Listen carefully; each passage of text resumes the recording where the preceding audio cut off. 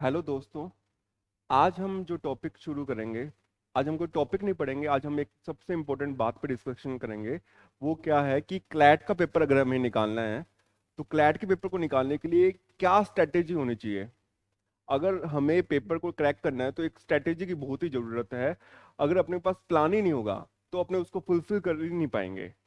अब सबसे बड़ी दिक्कत क्या आती है ना कि हम लोग ब्लैंक हैं, कि हमें पता नहीं, सुबह तो जो किताब सामने आ गई हमने वो उठा लिया। जैसे मान लो मैं सुबह उठा और सुबह मेरे को लीगल की बुक दिखी तो मैंने कुछ लीगल का पढ़ लिया। फिर मुझे थोड़ी देर में मम्मी ने बुला लिया और मैं चाय पीने चला गया और मैं भूल ही गया। शाम को मैं आया तो मैंने देखा अरे यार कुछ ये रीजनिंग का पढ़ा है, चलो कुछ क्वेश्चंस करके देख लेते हैं। या फिर कोई जीके का अपने पास कोई मैगजीन पढ़ी है तो वो देख लेते हैं, और हुआ कुछ भी नहीं। पूरा का पूरा दिन निकल गया अपना, और अपने ने एक भी चीज नहीं सीखी। तो उसको दूर करने के लिए अपने को एक प्रॉपर स्ट्रैटेजी की जरूरत है कि अपने को क्लियर हो कि ये चीज अपने को करनी है। तो क्लैट की स्ट्रैटेजी को शुरू करने से पहले है ना, अपने दो जनों का एग्जांपल लेते हैं, दो बंदों के। फिर अपन इस स्ट्रैटेजी पे आते हैं। सपोज करो एक आदमी है जिसका नाम है राम, और दूसरा आदमी है उसका नाम है श्याम। अब इन दोनों में क्या फर्क है कि जो राम है ना, राम क्या बात करता है कि मुझे जियोलॉजी के बारे में पढ़ना है। और श्याम क्या बात कर रहा है कि 9 प्लैनेट्स कैसे रिवॉल्व करते हैं, या फिर उनका सीक्वेंस क्या है, आज मुझे वो सीखना है। राम क्या बात कर रहा है कि मुझे बॉडी बनानी है, और श्याम क्या बोल रहा है कि मुझे आज 30 मिनट वर्कआउट करना है। राम क्या बात कर रहा है कि मुझे वर्ल्ड टूर करना है, और श्याम क्या बात कर रहा है कि मुझे नेक्स्ट संडे को मान लो स्विट्जरलैंड जाना है। अब इन दोनों में से तुम्हें क्या लगता है किसके गोल फुलफिल पहले होंगे? राम जो एक जनरल गोल बना रहा है कि मुझे जियोलॉजी पढ़नी है पूरी, या फिर मुझे बॉडी बनानी है, या फिर मुझे पूरा वर्ल्ड टूर करना है। अब एक तरफ श्याम है जिसके एकदम स्पेसिफाइड गोल्स हैं कि मुझे भाई ये 9 प्लैनेट्स के सीक्वेंस के बारे में पढ़ना है सिर्फ, या फिर मुझे 30 मिनट का वर्कआउट करना है, या फिर मुझे अगले संडे को स्विट्जरलैंड जाना है। अब इन दोनों में क्या फर्क है कि तुम्हें क्या लगता है राम के गोल पहले पूरे होंगे या श्याम के? ऑब्वियस सी बात है श्याम के गोल पहले पूरे होंगे। क्यों गोल पूरे होंगे? क्योंकि इसका गोल स्पेसिफिक है। अगर राम कहे कि मुझे क्लैट क्लियर करना है, और श्याम क्या बोले कि मुझे आज जो एक वीक का जो जीके है, पूरा का पूरा जो मैगजीन है, उसको मुझे आज कंप्लीट करना है, या फिर मुझे आज द हिंदू न्यूज़पेपर पढ़ना है 1 घंटा। तो श्याम के गोल स्पेसिफाइड हैं और उसको पता है कि उसे क्या करना है। तो श्याम ही सक्सेस करेगा, ना कि राम। ज्यादातर जो बच्चे हैं ना वो राम वाली कैटेगरी में हैं। वो क्या सोच रहे हैं कि बड़े गोल बना दिए, आईलेट क्लियर करना है, एनएलयू दिल्ली में जाना है, जज बनना है, ठीक है, आरजेएस बनना है। लेकिन उनको, और दूसरी तरफ श्याम है जो श्याम ने सोचा मुझे आज कॉन्ट्रैक्ट के पहले 20 बेरेक्स को सेक्शन को कंप्लीट करना है, कल की कल नई शेड्यूल बनाएंगे।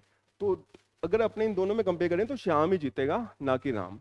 तो हमारे जो गोल्स होने चाहिए ना वो स्पेसिफिक होने चाहिए कि भाई मुझे ये काम करना है और with in this time period करना है, और शाम को हम उसको एक डायरी में अपने नोट भी कर लें कि क्या अपने ने कंप्लीट किया। नहीं तो होगा ही नहीं कुछ। अल्टीमेटली क्या होगा कि हम गोल बनाते रहेंगे और अपना कंप्लीट ही नहीं होगा। तो हमको उस पर चेक जरूर करना है, और अगर अपने उस गोल में कंप्लीट कर लें उसको, तो अपने खुद को एक रिवार्ड भी दें, और अगर नहीं कर रहे तो अपने अपने आप को सेल्फ पनिशमेंट दें। तो इसी तरीके से अपन आगे बढ़ पाएंगे। अब क्या है, अपन आते हैं स्ट्रेटेजी पे। आने से पहले एक चीज और है जो अपन को क्लियर होनी चाहिए। वो क्या है कि अपना माइंडसेट क्लियर होना चाहिए। माइंडसेट का मतलब यहाँ पे ये है कि जो ज्यादातर बच्चे क्लैट का पेपर दे रहे हैं, या फिर जो वीडियो देख रहे हैं, वो बच्चे हैं जो 10th का पेपर अभी दे के आए हैं, या फिर 12th का पेपर अभी अभी उन्होंने क्लियर किया है, या फिर अपियरिंग में है और दिसंबर में अभी एग्जाम देंगे। अब दिक्कत की क्या बात है ना कि हम लोग एक दूसरे सिस्टम से आए हैं। सीबीएसई का क्या सिस्टम है? सीबीएसई का ये सिस्टम है कि, या फिर जैसे कोई जिस स्कूल में जा रहा है, कोई डीपीएस में जा रहा है या नोजगे में जा रहा है, उनको ये इंस्ट्रक्शन दे रखी है कि जो भी बच्चे आए हैं इनको पास करना है, और जो थोड़े बहुत बच्चे बिल्कुल कचरा है ना उनको निकाल दो। तो 90% बच्चा पास होगा और 10% बच्चा बाहर हो जाएगा। लेकिन जो सीबीएसई वाला माइंडसेट है वो तो ये है ही, लेकिन जो क्लैट या फिर जो एनएलयू हैं या फिर जो वो एग्जाम्स हैं उनका माइंडसेट अलग है। उनको ये बोला गया है कि इतने 60,000 एप्लीकेंट्स आए हैं, हमारे पास सीटें हैं 3,000 और जनरल में तो 1,500 हैं। तो क्या करना है भाई साहब, एक पेपर सेट करना है जिसमें 57,000 बच्चे जो यूं ही आ गए मुंह उठा के पेपर देने, उनको धक्के मार के बाहर निकाल दो, जो 3,000 है उनको अगले एडमिशन लो, उनसे फीस ले लो। तो उनका माइंडसेट क्या है कि भीड़ को निकालना है। और सीबीएसई का तो क्या था, बिल्कुल जो कचरा है उसको बाहर करना। लेकिन क्लैट में क्या है कि जो बच्चा सही में टैलेंटेड है, जिसके कंप्रीहेंशन स्किल अच्छे हैं, उसको लेना और बाकी सबको बाहर कर देना। ठीक है। अब क्या है, एक चीज और जो अपने को समझने की जरूरत है कि जैसे सपोज करो जब अपन स्कूल में थे तो मैं ये सोचता था कि ए मैं हूं, ठीक है, और मेरी क्लास में बी है, सी है और डी हैं, 4 बच्चे हैं। डी के कितने आगे, 95% आगे, ठीक है। और ये जो सी है इसके मान लो 80% आए हैं, इसके 60 आए हैं, मेरे 50 आए हैं, और एक लड़का है ई जिसके 40 आए हैं। तो भाई डी और ई और हम है ना, हमें लगता था इन्होंने क्या उखाड़ लिया ऐसा, 95% लेके क्या कर लिया इन्होंने, ये भी तो मेरे साथ ही बैठ के नेक्स्ट क्लास में। मैं 7th में था, मेरे 50% आए, ये 7th में थे, इनके 95% आए, ये भी तो 8th में आ गए, मैं भी तो 8th में आ गया। ऐसा थोड़ी है कि इनको कुछ हाँ चलो वो 10 रुपए की एक ट्रॉफी या 100 रुपए की ट्रॉफी मिल गई, ठीक है। पर क्या चेंज आया, कुछ चेंज नहीं आया ना। पर अब अलग चीज हो जाएगी। अब क्या हो जाएगा, अगर +2 के बाद अपन पेपर दे रहे हैं, तो अगर अपने 60% आए और साथ वाले के 70% आए और 40% आए एक के, तो कट ऑफ अगर 65% गई है तो ये सब बाहर हो जाएंगे, इनको कोई मुंह नहीं लगाएगा और ये सब सिलेक्ट हो जाएंगे। यहाँ पे अपने को डिफरेंस देखने को मिलेगा। तो अपन को ये बात का क्लियर होना चाहिए कि इस पेपर में या तो हम पास हो रहे हैं या फेल हो रहे हैं, बीच का कुछ नहीं है। 0% वाला भी और अगर कट ऑफ 70 है तो 69% वाला भी, दोनों ही बराबर ही हैं। क्यों, हाँ ये जरूर है कि उसने ज्यादा सीख लिया, लेकिन अगर अपने ने कट ऑफ क्लियर नहीं की इस पेपर की जो इसकी रिक्वायरमेंट थी, तो इस पेपर में तो फेल हो गए। लाइफ में आगे क्या करें वो अपन को पता नहीं है। तो ये सब दिक्कत ना आए तो उसके लिए अपने को चाहिए एक अच्छी सी स्ट्रेटेजी, ठीक है। वो स्ट्रेटेजी पे आने से पहले भी है ना, अपने पास क्या, जैसे टेलीग्राम है, अब टेलीग्राम में इतनी वो है ना मटेरियल कि वो संसार पड़ा है उसमें।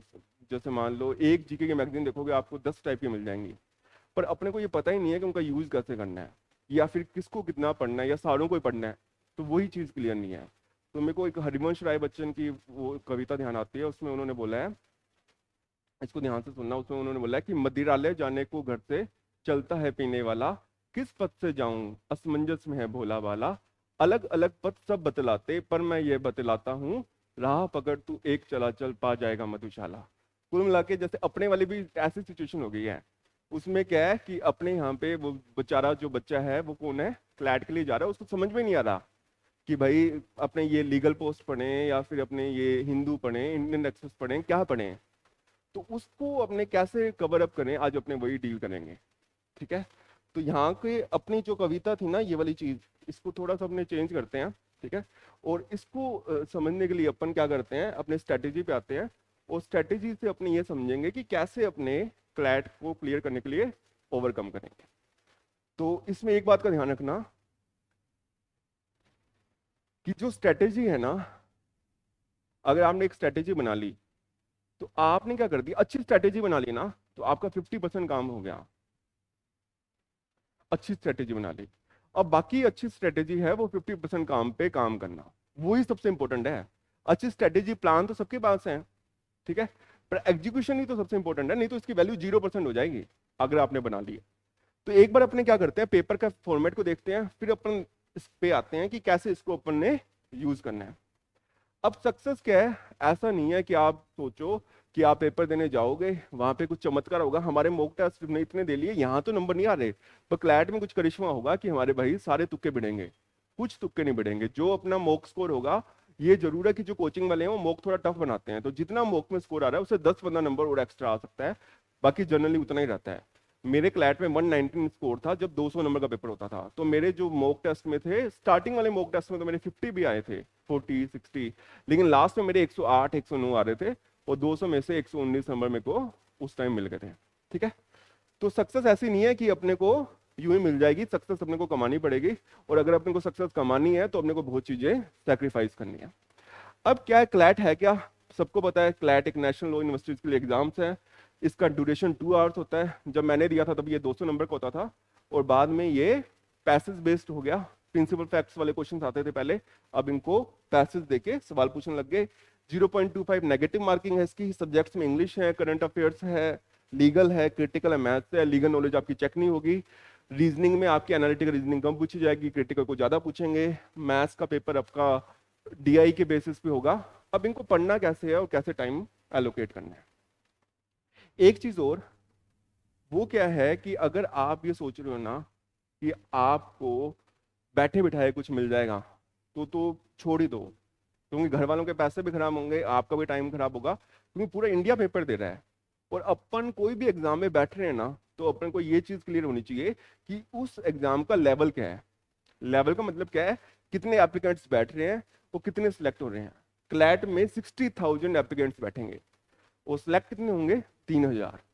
अब वैसे देखें, यानी कि तो अपने को ये होगा कि 57,000 बच्चे निराश होकर जाएंगे इस पेपर से कि भाई नहीं हुआ, और 3,000 बच्चे ही होंगे जो कहेंगे कि अपना हो गया और अपने को एक कॉलेज मिल गया है।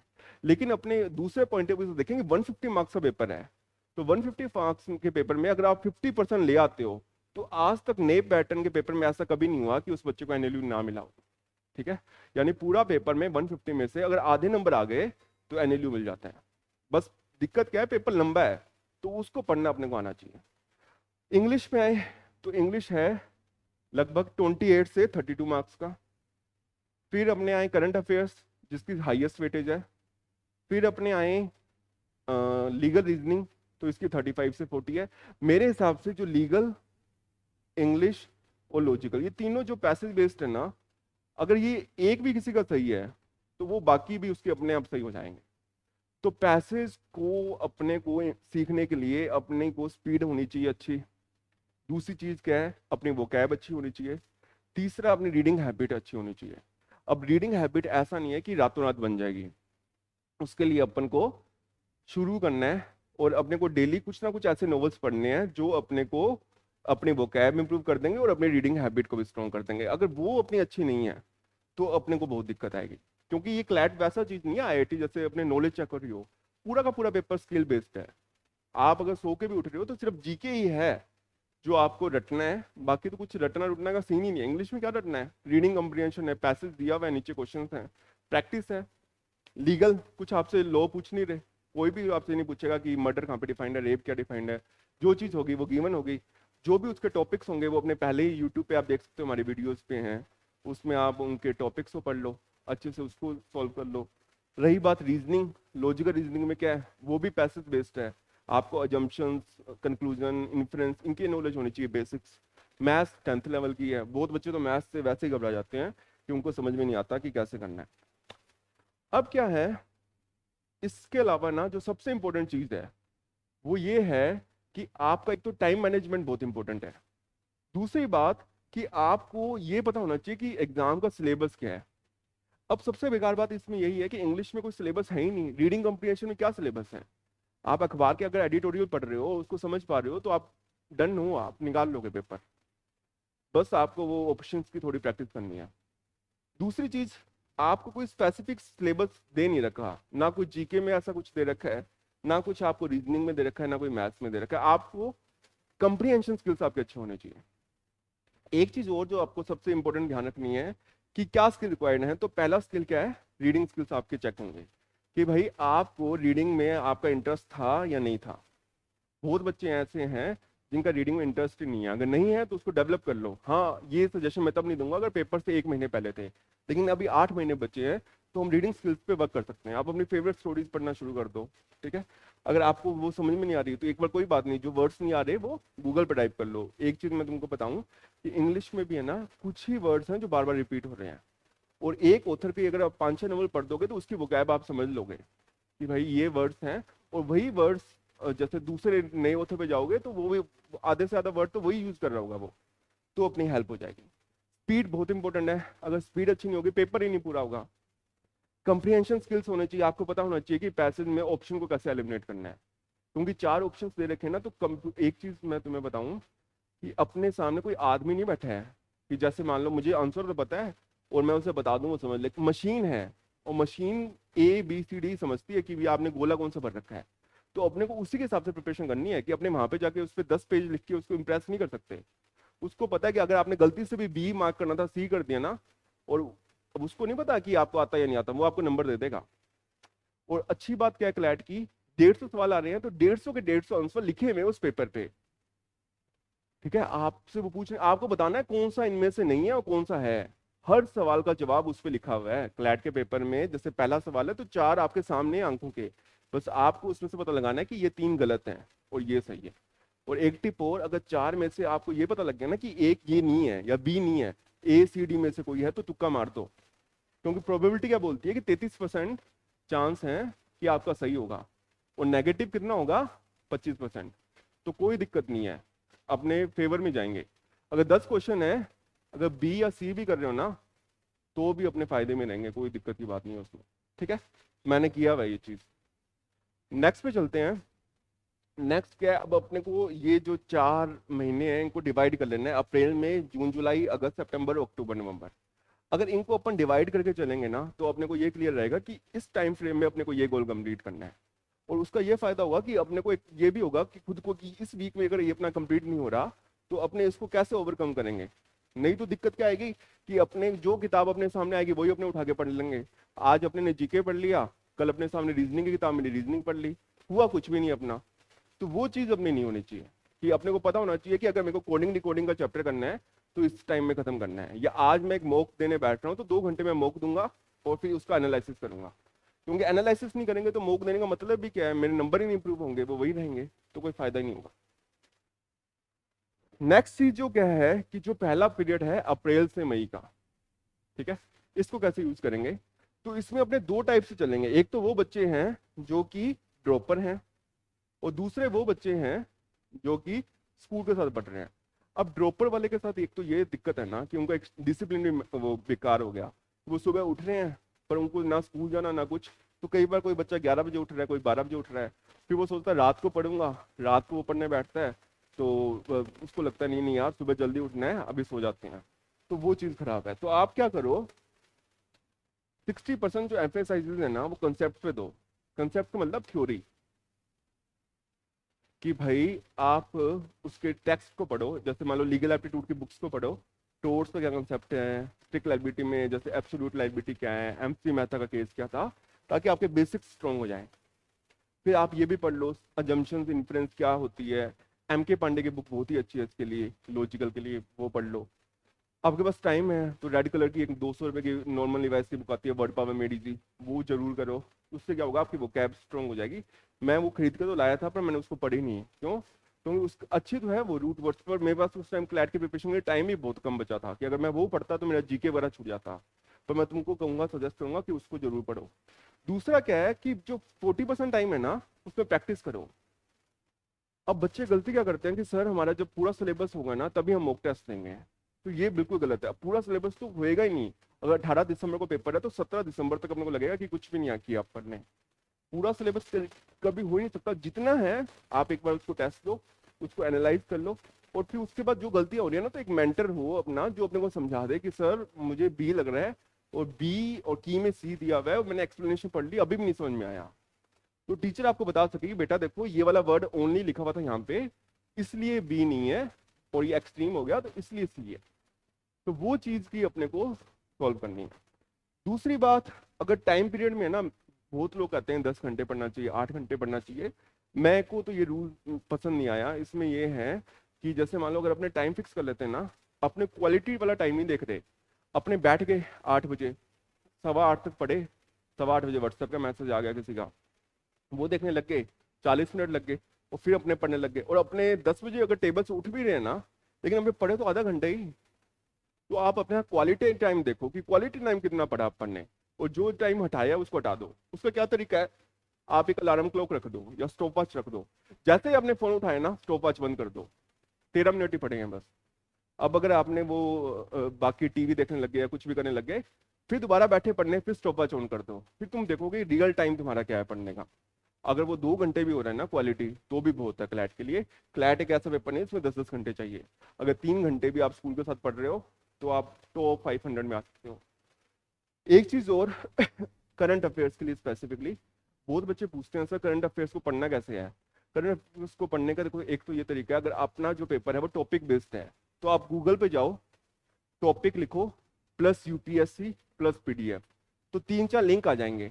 उन 3-4 लिंक में जो लिंक पहला है, दूसरा है, तीसरा, बस 3 लिंक को देख लो, जो जो पॉइंट्स है ना उनको कर लोगे तो वो टॉपिक कंप्लीट हो जाएगा। हम लोग क्या कर रहे हैं शुरू, हमारी ऐप है क्लैट वाला के नाम से, उसमें हम जितने भी टॉपिक्स हैं मेन उनके टेस्ट उस पर प्रोवाइड कर रहे हैं। अभी मैं एक सेशन शुरू करने वाला हूँ, उसमें हम क्या करेंगे, जितने भी टॉपिक्स होंगे ना उनकी वीडियोस में जो मेन पॉइंटर्स क्लैट में आ सकते हैं, जैसे मान लो एग्जामिनर 5 सवाल पूछेगा तो इस पे ये 15 सवाल बन सकते हैं, तो वो अपन डिस्कस कर लेंगे और उसका टेस्ट आपको ऐप पे मिल जाएगा। दूसरी बात, अखबार पढ़ना जरूरी है या नहीं है। अखबार में द हिंदू और इंडियन एक्सप्रेस सबसे अच्छे अखबार है, लेकिन अगर आपके पास 1 या 2 महीना है तो अखबार नहीं पढ़ना चाहिए। अगर आप वो बच्चे हो जो 10th के बाद ही लग गए हो तो जरूर पढ़ो। अगर आपके पास 1 साल का है तो भी आप पढ़ो, उसका क्या फायदा होगा, अपनी इंग्लिश भी इंप्रूव होगी, जीके भी इंप्रूव होगा और स्पीड भी इंप्रूव हो जाएगी। शुरू में आपको बोरिंग लगेगा एडिटोरियल पढ़ना, लेकिन बाद में आप जब हैबिट बना लोगे तो बहुत ही आसान हो जाएगा। नेक्स्ट पे मूव करते हैं। सेकंड पीरियड आता है जून से जुलाई। अब इसमें आप अपने कंसेप्ट को कम पे आ जाओ, ठीक है, और पैसेज प्रैक्टिस को ज्यादा बढ़ा दो।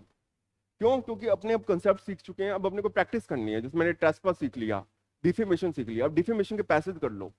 डिफेमेशन के जो पिछले साल के क्वेश्चंस हैं, ठीक है, वो देख लो जो क्लैट में आए हैं। अल्टीमेटली तो क्या होगा, पैसेज आएगा, नीचे क्वेश्चंस आ जाएंगे, वो अपना हो जाएगा।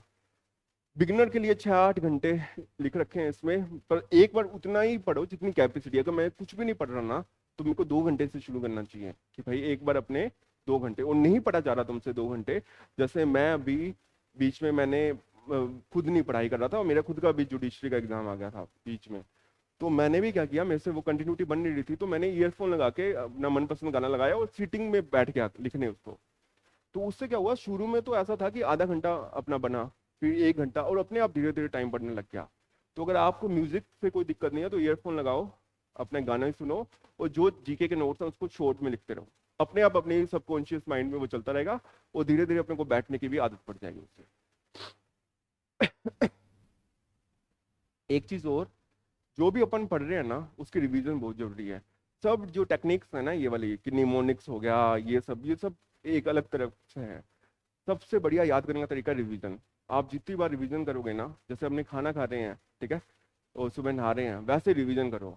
और रिवीजन करने का क्या फायदा होगा कि वो स्टोर हो जाएंगे। नहीं तो अपने एक बार पढ़ रखा ना तो अपने ए बी सी डी, तो अपने को लगेगा बी या डी है, ए और सी नहीं है, पर 2 में कंफ्यूजन आएगा। लेकिन रिवीजन होगा तो अपने उसको ओवरकम कर लेंगे। एक चीज और जो इसमें मैं ऐड करना चाहूंगा वो ये है, टेस्ट जरूर दो। कितना भी पढ़ लें, कुछ भी कर लें, और टेस्ट में घबराओ मत। रैंक क्या रहा है, जो रैंक आ रहा है कोई बात नहीं। किसी के, मेरे अगर 40 आ रहे हैं, दूसरे के 90 आ रहे हैं, आने दो उसके। मेरे को बस इतना करना है कि इस शनिवार को मैंने जो मॉक दिया उसमें मेरे 40 थे, तो नेक्स्ट सैटरडे मेरे 41 होने चाहिए। कुछ इंप्रूवमेंट होना चाहिए पिछले वाले से, अगर लेवल सेम है। अगर नहीं हो रहा एक हफ्ते में कुछ इंप्रूवमेंट, यानी मैंने कुछ नहीं किया उसमें, ठीक है। और उसको आप थोड़ा सा भी मेहनत करोगे ना तो उसको मैनेज कर लोगे। अगस्त सितंबर में फिर कंसेप्ट को कम कर दो वेटेज, और दूसरा क्या करो, प्रैक्टिस पे ज्यादा कर दो। अल्टीमेटली तो प्रैक्टिस ही है, क्योंकि ये फिक्स तो है नहीं ना ये। हाँ, कंसेप्ट देखो, लीगल में है ना, टोर्ट्स हो गया, कॉन्ट्रैक्ट हो गया, क्राइम हो गया, और साथ में मिसलेनियस में कॉन्स्टिट्यूशन लॉ हो गया, हिंदू लॉ हो गया, एविडेंस हो गया। ऐसे बहुत एक्ट्स हैं, पर इनको तो अच्छे से कर ही लो। और मैं ट्राई करूंगा कि हमारे यूट्यूब चैनल पे मैं सारे के सारे आपको जो जो मेन है वो प्रोवाइड कर दूं।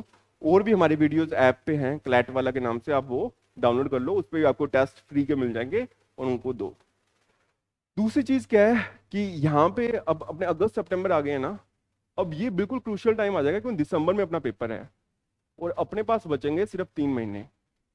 अब यहाँ पे अपने को जीके भी रिवाइज करनी है, और डेली जैसे मान लो एक दिन में 1 मॉक लिखना है, अगले दिन एनालिसिस करना है, और फिर 1 दिन मॉक लिखना है। तो हफ्ते में 3 मॉक्स लिखने शुरू कर देंगे इस टाइम अपन। अभी आप शुरू में, अभी अगर अप्रैल में हो तो एक हफ्ते में 1 मॉक होता है। और सेक्शनल टेस्ट दो ज्यादा से ज्यादा, ताकि अपने टॉपिक जो अपने ने पढ़े हैं वो अपने क्लियर हो जाए। अक्टूबर नवंबर में कंसेप्ट को बिल्कुल खत्म कर दो, कंसेप्ट से पूछना ही नहीं है, सिर्फ जीके पढ़ना है। और साथ में 80% अपने को प्रैक्टिस पे देना, एनालिसिस। जितना अपने प्रैक्टिस करेंगे, एनालिसिस करेंगे, उतना ही अपने को फायदा होगा। प्लस में जो ये टाइम पीरियड है, 2 घंटे न्यूज़पेपर प्लस जीके, 1 घंटा कंसेप्ट बिल्डिंग, 4-5 घंटे मॉक्स, 2 मॉक देना, अगर एनालिसिस हो रहा है तो 2, वरना कोई जरूरत नहीं है। 1 मॉक 2, एनालिसिस ज्यादा इंपॉर्टेंट है। मॉक दिया बिना एनालिसिस के कुछ मतलब नहीं है, ठीक है। मॉक का ये फायदा होगा कि अपने को एक स्टेमिना बनेगा 2 घंटे बैठने का। वो नॉर्मल इन्वायरमेंट पे बैठो, अपने को पता है वहां पे गर्मी होगी तो एसी उसी चला के नहीं बैठना, आराम से पंखे पे टेबल पे बैठ के देना है और ओमआर में भरना है, ठीक है। अगर ओमआर नहीं है तो मुझे मैसेज कर देना, मैं आपको ओमआर की पीडीएफ भी प्रोवाइड करवा दूंगा। अब अपन चलते हैं लास्ट पे, जो अपना लास्ट महीना है दिसंबर। इस दिसंबर में अपने ने कुछ भी नहीं करना, बस जो जीके पढ़ी है उसको पढ़ना है और मॉक देना डेली। उसमें क्या फायदा होगा कि अपने जो भी मॉक देंगे, अपने मॉक देने के बाद अपने को स्कोर पता लगता रहेगा, और साथ में अपने जीके को जितना आपने पढ़ा है उसको रिवाइज कर लेंगे। जीके के लिए मैं फिर एक टिप दूंगा, जितना भी एक हफ्ते का जीके है उसको कॉपी में खुद के शॉर्टर नोट्स बनाओ। जैसे ईजेएमआर वाजवन है ना, ये हटा दो, फालतू की चीजें, की पॉइंट्स को लिखो, ठीक है। हमारे क्लास के बच्चे जो हैंड रिटन नोट्स बनाते हैं, वो हमारा ग्रुप है, व्हाट्सएप ग्रुप, www.clatwala.com वेबसाइट पे आप जाओ, उस पर आपको मिल जाएगा। और वहां पे जाके आप क्या करो, जो क्या बोलते हैं जीके वाला स्टडी बड़ी ग्रुप है उसको ज्वाइन कर लो, उसमें आपको सारी पीडीएफ मिल जाएंगी जो भी मेन के नोट्स की हैं। तो ये अपना स्ट्रेटेजी का सेशन है। अगर आपको बुक्स के डाउट है तो मैं आपको फिर रिपीट कर देता हूँ, लीगल के लिए आप क्या करो, बेसिक्स जो बुक्स हैं, हमारी भी खुद की बुक्स आ रही हैं, मैं आपको वो भी प्रोवाइड करवा दूंगा ताकि आप उससे शुरू कर दो। और बाकी आपको कोई भी डाउट हो तो आप कमेंट सेक्शन में डाल देना। और हमारे चैनल को आप सब्सक्राइब, दूसरों को आप मत बोलना सब्सक्राइब करने के लिए हमारा यूट्यूब चैनल, मैं इसलिए बोल रहा हूँ, दूसरों को आप बोलोगे उनको ज़्यादा फायदा हो जाएगा, और उनको फायदा हो जाएगा तो आप पीछे हो जाओगे। तो आप करे रखो सब्सक्राइब, और दूसरों को कोई बताने की जरूरत नहीं है, अपने जब क्लैट निकल जाएगा फिर बता देना, ठीक है। क्योंकि मैं नहीं चाहता कि तुम्हें नुकसान हो, क्योंकि वो तुम्हारा कंपटीटर आगे निकल जाएगा तुमसे, और अपने को तो उसको पीछे छोड़ना है ना, क्योंकि हमारे चैनल से उनको और फायदा होगा। तो आप अपने तक इसको सीमित रखो, किसी को बताने की जरूरत नहीं है। बाकी अपने नेक्स्ट वीडियो में मिलेंगे और आईलेट और बाकी एग्जाम्स का भी डिस्कशन करेंगे। थैंक यू, है ना।